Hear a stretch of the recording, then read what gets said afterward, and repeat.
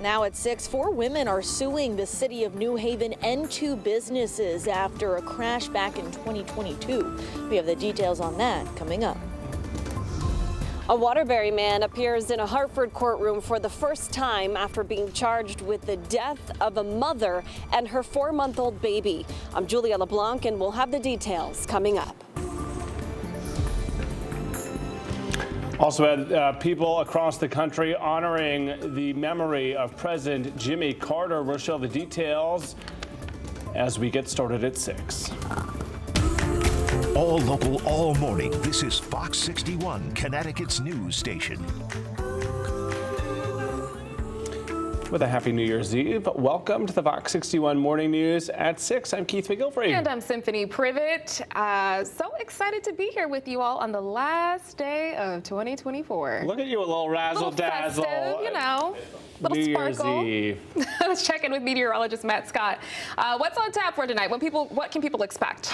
Well, the sparkles are not the only thing that are going to be in the air, unfortunately. We're going to be dodging some raindrops later on tonight as we go through midnight. Now, look, there's a lot of things we're going to talk about all morning long. A lot of festivities going on. First night, Hartford. There's a lot of fun stuff for the kids on the New Haven Green. Lake Compounds has got some stuff going on. Most of these events are dry. It's the big thing at midnight that we're really, that we're not looking for much in the way of optimism. Still mild, it's dry for now, but rain is going to ring in the midnight hour. January is going to bring us some cool temperatures, cold temperatures.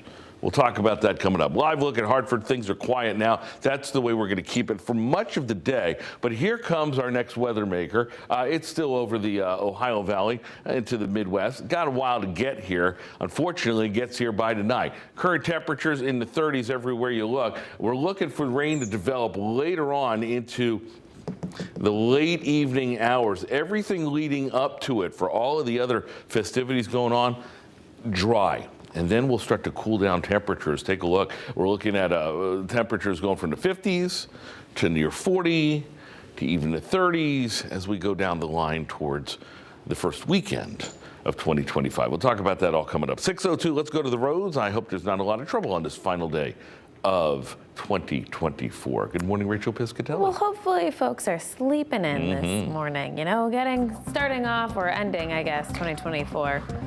On a positive note with more sleep. 6:02 right now on the roads. Not a lot to get to here, so we'll just take a look at your drive times to the state lines this morning. Hartford to Massachusetts, 38 minutes. New Haven to Rhode Island is over an hour. New Haven to New York is under an hour. And Waterbury to New York is around 55 minutes. Westbound, 84. Keith and Symphony, good morning. Good morning, Rachel. Good morning, Thank Rachel. you. It is 6:03. 4 women are suing the city of New Haven and 2 businesses after a deadly street racing crash back in 2022. Yeah, the woman claimed the city and the businesses knew street racing was happening, but did nothing to stop it. Fox 61's Lindsay Kane is live in New Haven with the details. Good morning, Lindsay. Hi, good morning. These women filed 3 separate lawsuits looking for monetary damages. Now, these lawsuits come more than 2 years after illegal street racing caused a 5-car crash. Now, this happened on Sargent Drive in New Haven back in October of 2022. 1 person was killed in that crash. 6 others were injured. 2 arrests were made in this case already. Now, the lawsuits name the city of New Haven, Long Wharf Ventures, and the New Haven Food Terminal. According to court documents, the women claim the businesses knew street racing was happening, but failed to provide the necessary security. They also claim the city was aware of the street racing issue, but didn't do enough to stop it. An attorney representing the women released a statement that says in part, quote, "Unfortunately, the action needed to prevent this tragedy just didn't happen, and we stand by the allegations filed in court. These women's lives will never be the same again. This is an important case involving very serious injuries." Now, the city of New Haven is not commenting on the lawsuit specifically, but Mayor Justin Elicker says action has been taken to reduce drag racing, including with new technology. The state law in Connecticut doesn't allow police officers to engage in an active chase, so we can't follow these folks in a high-speed chase to catch them, and so we need to use a lot of other tools to address this challenge, which is a real frustrating challenge. A lot of residents are frustrated around the city. The city does plan to address the lawsuit specifically before January 20th, which is also in line with the court's order. Live in New Haven this morning, Lindsay Kane, Fox 61, Connecticut's news station. Thank you, Lindsay. It is 6:05. A man accused of killing a mother and her baby faced a judge. Prosecutors say 23-year-old Lance Morales escaped to Puerto Rico after the alleged crime, but was found a few days later. He was extradited back to Connecticut over the weekend. Fox 61's Julia LeBlanc has the details from his arraignment here in Hartford. In court, we learned more about what police say happened back in November when Lance Morales allegedly shot a mother and her baby after she owed him money. 23-year-old Lance Morales appeared in front of a Hartford judge after being extradited from Puerto Rico. Police say he escaped there after being charged with the murder of a Massachusetts mom and her baby. Investigators say Morales shot 20-year-old Josiah Mercado and her 4-month-old on November 19th as they were driving along New Britain Ave. Police say Morales also shot and injured a man in his 20s who survived. Court documents reveal Mercado was renting a car from Morales for $100 a day and was behind on her payments. The documents say Morales, known by the nickname Macho, pulled alongside Mercado at a stoplight where she told him she had her baby in the car. The witness told police Morales said, "I don't care," and opened fire. In court, Mercado's friends and family shouted something at Morales as he was walking away. Now, the judge set Morales' bond at $5 million. If posted, he'd have to pay 40% of that. He'd also be on house arrest with an ankle bracelet. He is expected back in court on January 8th. We are in Hartford. Julia LeBlanc, Fox 61, Connecticut's news station. The nation and the world prepare to say heartfelt goodbye to the longest living U.S. president as preparations for the days of services to honor former President Jimmy Carter continue. Mourners are busy remembering Carter's commitments both at home and abroad. Rebecca Castor explains. A human saint. From a humble peanut farmer to the leader of the free world and beyond, admirers of former President Jimmy Carter are recalling his gentle character and decades of service. I also think it was really neat how available he made himself to people. Carter died Sunday at the age of 100, surrounded by his family at his home in Plains, Georgia. It's a location seeing growing foot traffic as people looking to pay their respects visit spots like Maranatha Baptist Church, where Carter used to teach Sunday school. I've always wanted to come down here and actually watch Jimmy preach. People are also gathering at Jimmy Carter's boyhood farm.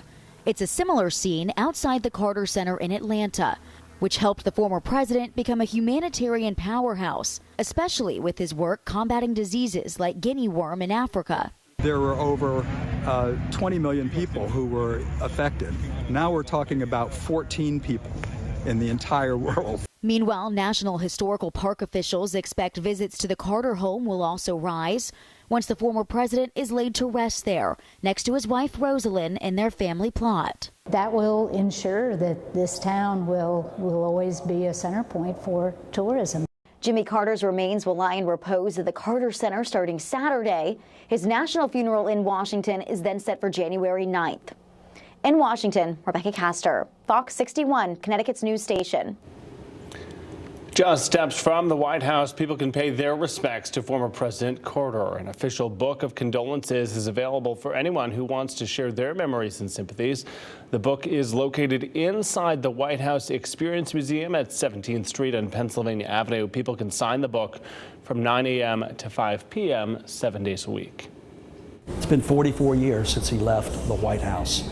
So those 4 years that he was President of the United States, though significant with that title, was just a short period of time in a long life. In those years since the White House, he and Mrs. Carter worked closely and collaboratively together at the Carter Center, advancing so many of the causes and issues that he undertook or considered during his presidency. And he really set the model for post-presidency in that regard. And if you're not headed to Washington, D.C., you can offer your condolences through the Carter Foundation's official tribute website. And a reminder, for more on President Carter's life, visit our website, fox61.com, including Brent Harden's look back at his specific connections to the state of Connecticut. You can also check out the Fox 61 News app. New this morning, public school officials in Hampton are floating a proposal to delay the start of school next fall until after Labor Day. The Board of Ed met earlier this month to discuss what the superintendent calls significant changes to the Hampton public school calendar. The proposed changes would mean the school year would end days later in June 2026. If approved, winter break would also be extended by several days. We'll have more about the changes proposed for Hampton Public Schools starting at 7:30. And dozens of schools across Connecticut will receive millions of dollars to go toward their after-school programs. The Connecticut State Department of Education says 35 programs will get the 21st Century Community Learning Center grants. The grants provide $6.5 million each year for 3 years to support after-school programs. These programs focus on academic support, art, music, technology, physical activity, and more. The goal is to give students a safe environment when school is not in session.